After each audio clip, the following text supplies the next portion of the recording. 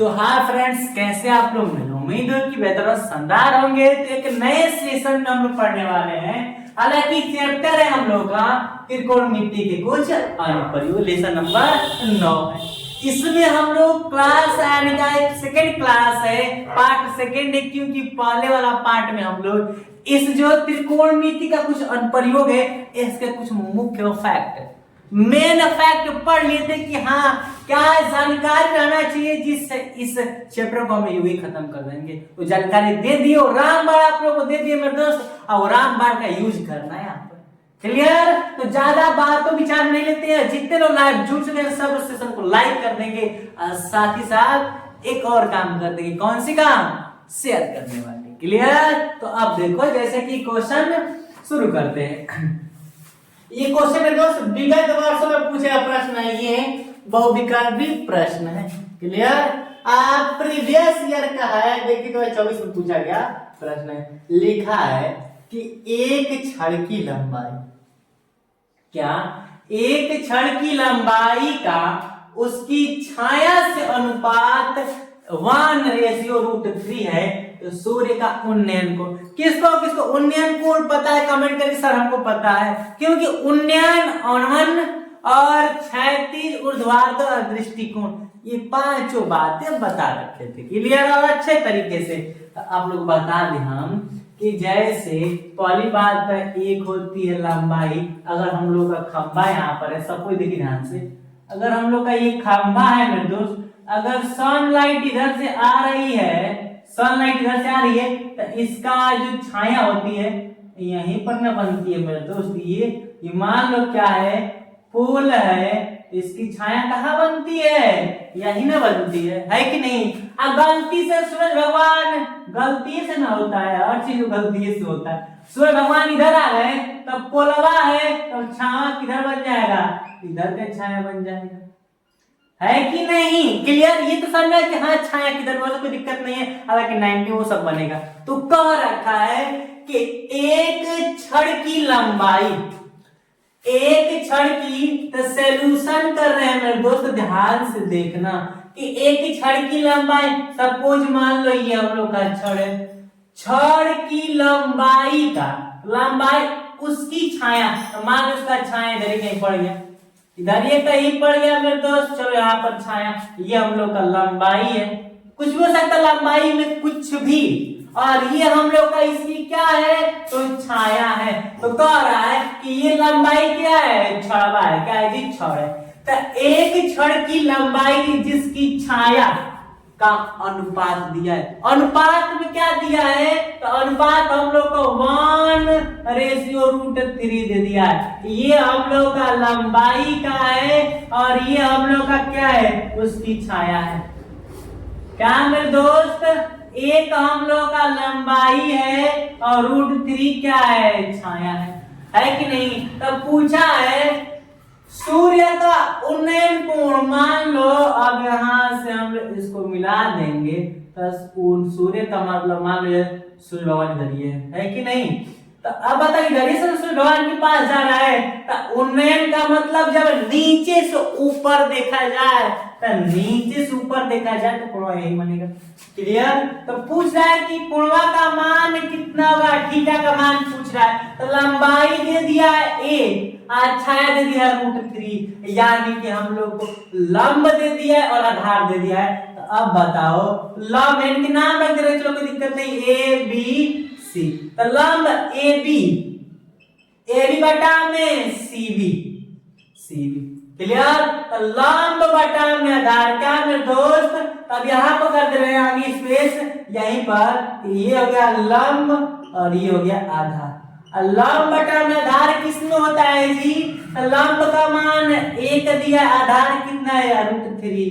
अब बताओ कितने अंश का मान 1√3 होता है? तो tan, यही ना होता है मेरे दोस्त, लंब बटा आधार किसमें होता है? tan थीटा में ही होता है। tan थीटा इक्वल टू 1√3, और tan कितने अंश का मान 1√3 होता है? tan 30 अंश का। कितना जी?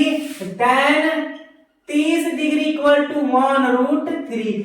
थीटा कितना आ गया? 30। थीटा कितना होगा? 30 होगा।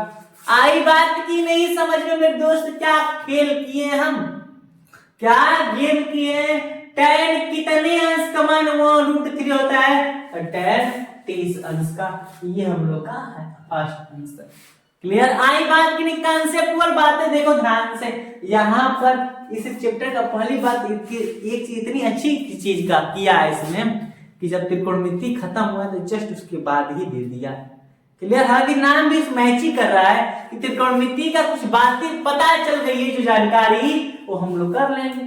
ये पता नहीं कि लंब बटा आधार किसमें होता है, लंब बटा कोण किसमें होता है, ये पता साइन में होना चाहिए। आधार बटा कोण किसमें होता है, ये पता होना चाहिए कोस में होता है। और आधार बटा लंब बटा आधार किसमें होता है, ये पता होना चाहिए tan में होता है। और tan कितने अंश का मान हम लोग का 1√3 होता है, 30 अंश का मान ये पता होगा, तब कंसेप्चुअल बात ही सब क्वेश्चन सॉल्व होंगे। क्लियर, हालांकि बेहतरीन प्रश्न आते हैं, ये माना जाने चैप्टर है। क्लियर, तो ये था फर्स्ट क्वेश्चन, जिसका आंसर आया 30। तो अब बताओ सूर्य का उन्नयन कोण कितना होगा, तो सूर्य का उन्नयन कोण 30 डिग्री होगा। क्लियर, जब हम ऊपर देखेंगे तो सूर्य भगवान को कितना सा कोण बनेगा, 30 अंश का। क्लियर, आई बात नहीं समझ में, तो ये था हम लोग का फर्स्ट क्वेश्चन। क्लियर हो गया कि नहीं मेरे दोस्त, तो ज्यादा समय नहीं लेते, अब क्वेश्चन नंबर सेकंड की बात करते हैं। तो अब क्वेश्चन नंबर मेरे दोस्त सेकंड शुरू करते हैं, तो आगे देखिए। तो अब मेरे दोस्त क्वेश्चन नंबर सेकंड देखते हैं कि सेकंड क्या कह रखा है। लिखा है कि 50 मीटर ऊंची एक मीनार के शिखर से पृथ्वी पर एक बिंदु का अवनमन, अवनमन का मतलब ऊपर कोण बनेगा। जब ऊपर से नीचे दिखता है तो अवनमन कहते हैं, तो कोण ऊपर ही बनेगा। क्लियर, कोण 30 अंश है बिंदु की मीनार के 5 बिंदु से दूरी होगी, देखना है। 50 मीटर ऊंची, तो ऊंचाई कितनी है, तो मान लो कि 50 मीटर ऊंचाई का क्या है, मीनार है। और मीनार का इस शिखर का मतलब, शिखर ऊपर वाला पार्ट को शिखर बोलते हैं, ठीक है। शिखर से तो मान लो पृथ्वी यहीं पर होगा, है कि नहीं। पृथ्वी पर एक बिंदु का अवनमन, अवनमन यही बनेगा, अवनमन अंशता है 30 है। तो बिंदु की मीनार, तो बिंदु का मीनार से 5 बिंदु, यानी कि 5 का पैर नीचे वाला यहां से, और इसकी दूरी पूछ रहा है क्या होगा, इसकी दूरी पूछ रहा है कि नहीं मेरे दोस्त, इसकी दूरी पूछ रहा है। तो कुछ नहीं करना है हम लोग को, ये हो गया लंब और ये हो गया आधार, यानी कि लंब बटा में आधार, लंब बटा में आधार इक्वल टू कितना क्या होता है, तो tan थीटा। कंफर्म होता है कि नहीं, तो लंब का मान 50, आधार का h है, इक्वल टू tan कितना थीटा या कितना रख देंगे, तो 30 रख देंगे, तो tan 30 अंश। अब बताओ tan 30 अंश का मान क्या होता है, तो वहां √2 होता है, 1√3 होता है, सॉरी क्या होता है, 50 बटा h इक्वल टू 1√3 लिख देंगे। इसका मल्टीप्लाई इसमें और इसका मल्टीप्लाई इसमें, तो गुणा करेंगे तो 50√3 इक्वल टू h। h का मान कितना आ गया, 50√3। आई मीन जो आधार है, क्या मेरे दोस्त, आधार है नीचे वाला, कि इसका जो शिखर का जो अवनमन कोण का जो बिंदु है और 5 बिंदु के बीच की दूरी कितना है, तो 50√3 आएगा। आई बात की नहीं समझ, आधार कितना आ गया, 50√3। अब देखना 50 बटा √3 नहीं, 50√3 आया, ये तो 25 25√2, ये तो नहीं होंगे, तो कौन होगा, ऑप्शन नंबर सी। आई बात की नहीं समझ में, तो क्या कंसेप्ट लग रहा है, क्या बातें हैं। क्लियर, क्योंकि बताओ लंब का मान दे दिया था, क्लियर, और आधार का मान पूछ रहा था, तो लंब बटा आधार किसमें होता है, tan थीटा में। tan थीटा के लिए कितना दिया, 30 है, tan 30 इक्वल टू 50 बटा में √50 बटा में h, और tan 30 अंश समान होता है 1√3, इसका मल्टीप्लाई किया तो 50√3 हो गया, इसको गुणा किया h हो गया, तो h बराबर कितना है, 50√3। अब बताओ h का मान कितना हो गया, 50√3 होगा कि नहीं। यही बात है, मतलब ज्यादा कुछ और हेलमेल नहीं है। कंफर्म मेरे दोस्त, ये था सेकंड क्वेश्चन, बहुत इजी सा। क्लियर, अब मेरे दोस्त क्वेश्चन नंबर थर्ड की तरफ बढ़ते हैं। तो अब आगे देखिए, हालांकि सभी क्वेश्चन आप लोग उम्मीद है कि अच्छे तरीके समझ में आ ही रहे होंगे। क्लियर, अभी तक जितने लोग लाइव हैं मेरे दोस्त, सब लोग सेशन को शेयर कर दें, सेशन को शेयर कर दें मेरे दोस्त। क्लियर, अब क्वेश्चन नंबर हम लोग थर्ड की तरफ बढ़ते हैं, आगे देखिए। तो अब मेरे दोस्त क्वेश्चन नंबर हम लोग थर्ड थी, तो थर्ड में क्या है, एक नॉर्मल सी बात है कि जमीन पर, क्या ध्यान देना, एकदम बेहतरीन क्वेश्चन और इजी भी है, हालांकि दो क्वेश्चन अच्छे तरीके से हम लोग तो पढ़ेंगे। क्लियर, दिया है कि जमीन पर मीनार से 30 मीटर, तो मान लो हल में एक बार पूरा क्वेश्चन शुरू पढ़ना, ध्यान देना कि जमीन पर मीनार से 30 मीटर की दूरी पर स्थित एक बिंदु, ध्यान देना, से मीनार के शिखर का उन्नयन कोण 30 है, तो मीनार की ऊंचाई। क्लियर, ध्यान से आप लोग क्वेश्चन का आस्ते आस्ते पढ़ना, एक सी गलती नहीं मत करना स्टूडेंट लाइफ में, यही गलती कि जब क्वेश्चन पढ़ना तो आस्ते तरीके से पढ़ा जाता है। क्लियर, जब क्वेश्चन को समझना होता है धीरे से पढ़ते हैं। क्लियर, ये चीज याद रखना। तो कह रहा है एक तो मान लो मीनार है, हम देखते हैं मीनार है, अब मीनार है ये मान लो हम लोग जमीन है, तो कह रहा है कि मीनार है कि जमीन पर मीनार से दाई मान लो मीनार हो गई और जमीन की बीचा की दूरिया कितना है, 30 मीटर है। क्लियर, दूरी पर स्थित एक बिंदु से, तो मान लो जमीन है, एक बिंदु से क्या पूछा है, मीनार के शिखर का, तो मीनार का शिखर है ही ना, ये ना का उन्नयन का मतलब नीचे से ऊपर तक कोण यहाँ बनेगा, बता रखे हैं क्या, 30 डिग्री कोण को 30 डिग्री है, तो मीनार की ऊंचाई यानी कि h इसका पूछ रखा है। ये हम लोग का चित्र हो गया, शो कर देंगे ए बी सी। अब देखो ध्यान से मेरे दोस्त, हम लोग को पूछा h का मान और ये हम लोग का हो गया लंब, है कि नहीं, तो क्या हो गया लंब यानी कि ए बी बटा में सी बी, और ए बी का मतलब होता है लंब और सी बी का मतलब हो गया आधार। लंब बटा आधार इक्वल टू होता है tan थीटा। अब बताओ लंब का मान यानी कि h, आधार का 30 और tan थीटा, तो tan को tan लिख देंगे आई भाषण में और थीटा की जगह 30 लिख देंगे। क्लियर, अब हुई ना बा, अब h बटा में 30 इक्वल टू tan 30 अंश का मान, तो तीनों क्वेश्चन प्रयोग हो गया, कि नहीं। तो याद रखना कितना होता है 1√3 होती है। हालांकि ये भी प्रीवियस ईयर के ही प्रश्न है मेरे दोस्त, कहते हैं कि ये सब प्रश्न बहुत कम पूछते हैं, कभी कभी बहुविकल्प में पूछ देता है, कभी कभी नहीं पूछता, लेकिन पूछता जरूर है। लिखित में पूछेगा और नहीं तो बहुविकल्प भी दोनों में पूछ देगा, कभी कभी कुछ कहा नहीं जा सकता। तो अब बताओ इसका गुणा करेंगे तो √3h हो गया, इसका गुणा करेंगे तो 30 हो गया, और h इक्वल टू 30, और ये गुणा में है तो किसमें चल जाएगा, भाग में, तो 30 अपान √3 आंसर नहीं हुआ। अब हुआ क्या कि h बराबर 30 बटा √3 हो गया कि नहीं। तो हम लोग एक नाम सुने जिसका नाम है परिमेयकरण, क्लास 9 में मिला होगा आप लोगों को। क्लियर, परिमेयकरण, नाम परिमेयकरण किया क्यों जाता है मेरे तो परिमेयकरण कहने का सेंस होता है कि ना बटाए में नीचे हर कभी डिनोमिनेटर कभी रूट में नहीं होना चाहिए, इसलिए हम लोग परिमेयकरण करते हैं। तो हर रूट में है ना, इसको परिमेयकरण करेंगे तो क्या होगा मेरे दोस्त, h इक्वल टू 30 सॉरी क्या मेरे दोस्त 30 अपान √3।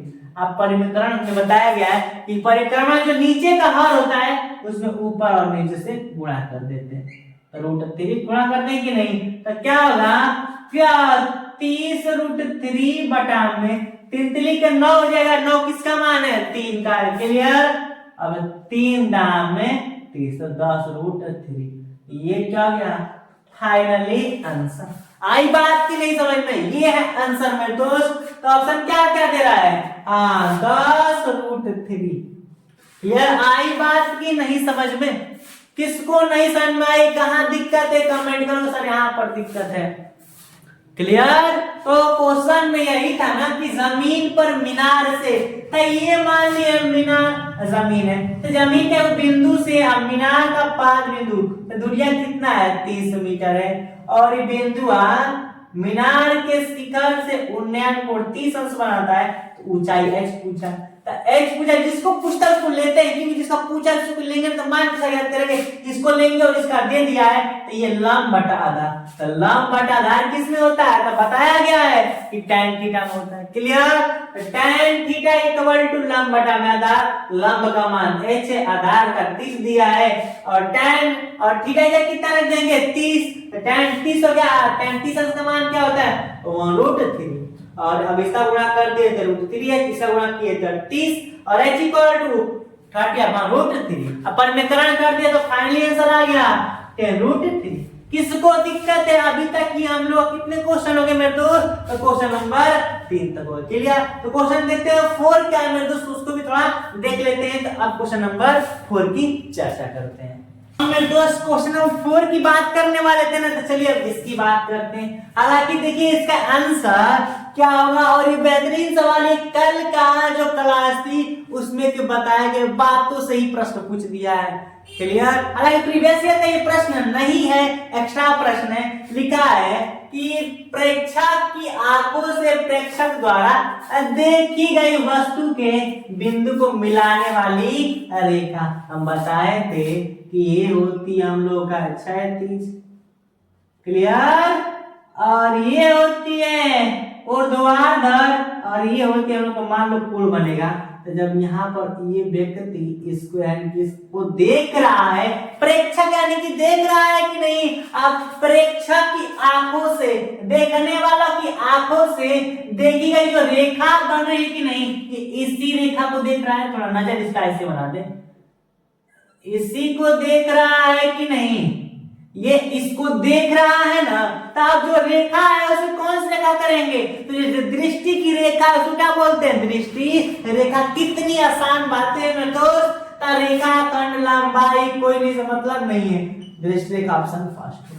कितनी आसान बातें, सोचने पर भी मजबूर कर देने वाली बात है। क्लियर?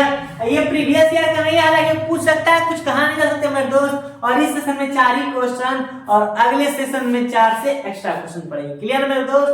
तो जितने लोग लाइव हैं सब सेशन क्या कर देंगे मेरे दोस्त, लाइक कर देंगे, शेयर कर देंगे। क्लियर? इस क्लास को यहीं तक बंद करते हैं मेरे दोस्त, अब मिलते हैं अगले एपिसोड में, और सबको सुंदर सा गुड इवनिंग मेरे दोस्त। थैंक्स फॉर वॉचिंग, जय हिंद, बाय बाय।